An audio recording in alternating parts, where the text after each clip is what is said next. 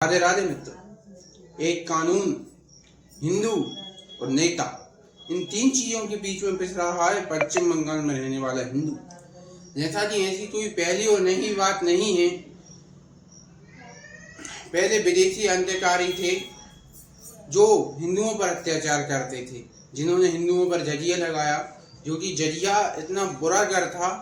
हमें हमारे ही देश में हमारे ही भगवान को पूजने के लिए विदेशियों को कुछ दंड यानी कर्ज या लगाम देना पड़ता था।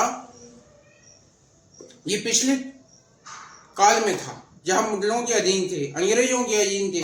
तब हमें हमारे ही देश में पूजने के लिए, हमारे देवताओं के पास जाने के लिए, हमें हमारी तीर्थ यात्रा पर जाने के लिए और हमें हमारे ही देश में लगान देना पड़ता था। और यही हाल आज आधुनिक काल में होने वाला है। आज आप एक कानून जिसका नाम है वक्फ बोर्ड, जैसा कि वक्फ बोर्ड के लिए में कई नियमों में संशोधन किया गया है कि अब वक्फ बोर्ड हर जगह नहीं कह सकता है ये मेरी जगह है। मान लीजिए आपके पास ये जमीन है और वक्फ बोर्ड ने कह दिया ये जमीन मेरी है, तो वह उसी की है, क्योंकि आप किसके पास जाओगे? अदालत उन्हीं की रहती है, पूरा कानून उन्हीं का है। उसमें देश की सरकार या देश की अदालत, सुप्रीम कोर्ट, हाई कोर्ट कोई कुछ नहीं कर सकता। फिर भाई कैसा संविधान है? संविधान से आप एक तरफ तो कहते हो संविधान से देश चलेगा, ऐसे देश चलेगा? अब उन्हीं कानूनों में कई संशोधन किए गए हैं। जैसा कि वक्फ बोर्ड को खत्म नहीं किया गया है, वक्फ बोर्ड के पास कई जमीनें हैं, कई जमीनें ऐसी और प्रॉपर्टी हैं जो वक्फ बोर्ड के पास हैं, लेकिन उनमें संशोधन किया गया है कि अब आगे वक्फ बोर्ड नहीं कह सकता है कि ये जमीन मेरी है, आपको प्रूफ दिखाना होगा।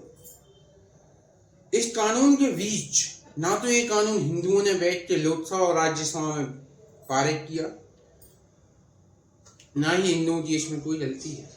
कानून है, सही है, लेकिन पश्चिम बंगाल ना जाने क्यों एक अलग देश या कुछ विशेष राज्य के उसमें लगा हुआ है कि यहाँ पर ना मुख्यमंत्री है लेकिन सिर्फ हिंदुओं के लिए, कानून व्यवस्था है लेकिन सिर्फ हिंदुओं के लिए, कुछ लोगों के लिए ना पुलिस व्यवस्था है, ना कानून व्यवस्था है, ना कोई मुख्यमंत्री है।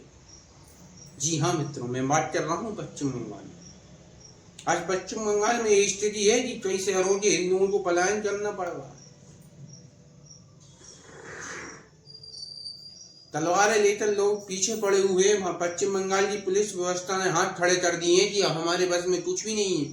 जैसा कि बीजेपी के दिग्गज नेता और वहां से सांसद मिथुन चक्रवर्ती ने वहां पे राष्ट्रपति शासन की मांग की है और गृह मंत्रालय को भी लिखित में नोटिस दिया है कि पश्चिम बंगाल के कई शहरों में स्थिति ज्यादा ही गंभीर है, तो वहां पे सेना की व्यवस्था की जाए। लेकिन मजाल है जो हमारी दीदी ने ऐसा बोला हो। हमारी दीदी ने तो ये संसद में जो कानून पेश हुआ और वहां पे कहा जाए कि उन्हीं लोगों की मुख्यमंत्री हैं या पूरे राज्य की मुख्यमंत्री हैं, क्योंकि उन्होंने सिर्फ शब्द यही बोले कि ई ना चलो, ई बंगाल में ना चलो।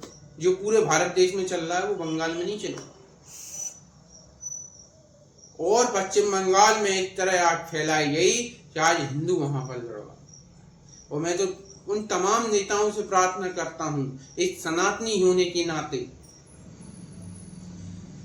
कि वोट ममता को प्यारा है, राज ममता को प्यारा है, इसलिए वो कभी नहीं बोलेंगे। तुष्टीकरण की राजनीति में ममता दीदी बहुत आनी है, चाहे 2021 के मामले हो चाहे 2019 के मामले हो। ममता दीदी चुप ही रहती हैं। कभी रोड पर आने वाली ममता दीदी ने आज दो शब्द नहीं कहे। हिंदुओं के प्रति संवेदना ही दे देती कि मैं इस घटना से बहुत दुखी हूँ और आगे कुछ करने के लिए या केंद्र सरकार से कुछ मदद मांगी, लेकिन वो उस आग में हिंदुओं को जलाकर राख कर छोड़ेंगे।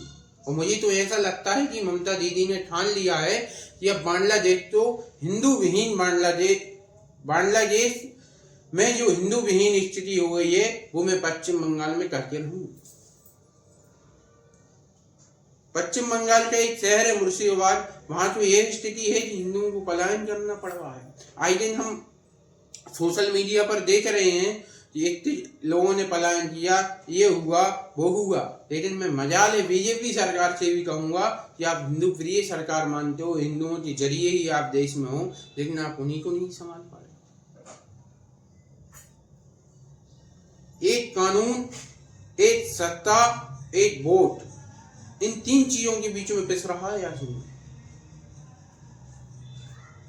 और ये मैं मानता हूं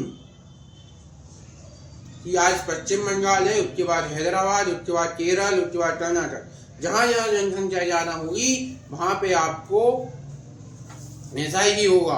और आप और हम सोते रहेंगे, हम कहेंगे नहीं हम जाट हैं, वो कोई कहेगा नहीं मैं बामन हूँ, बामनों भी वो कहेगा नहीं मैं इतना बड़ा ब्राह्मण हूँ, कोई कहेगा नहीं मैं बौद्ध हूँ।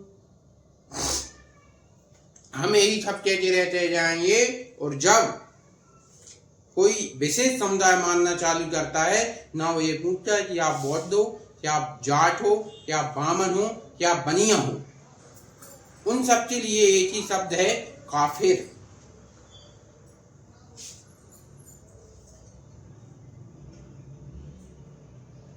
काफिर, आप किसी भी जाति से हो, उनके लिए काफिर हो, काफिरों को भगाना है, मारना है, ये सब कुरान ही कहती है। आज आप भाईचारे की बात करते हो, और मैं पूछता हूँ उन लोगों से जो भाईचारे में जाते भी हैं, साथ में त्योहार ही मनाते हैं, अरे भाई जरा सा भाईचारा उन पश्चिम बंगाल के हिंदुओं पर भी दिखा दो, बांग्लादेश के हिंदुओं पर दिखा देते। चलो बांग्लादेश में जो स्थिति हुई, हिंदू मरा गला, वो तो ठीक है, अब पश्चिम बंगाल में दिखा दो, वहां पे क्यों हिंदू मर रहा है, थोड़ा बहुत भाईचारा वहां पे दिखा दो। लेकिन आज वो भाईचारा भी नहीं दिखेगा, क्योंकि वो झूठा भाईचारा, चाहे कोई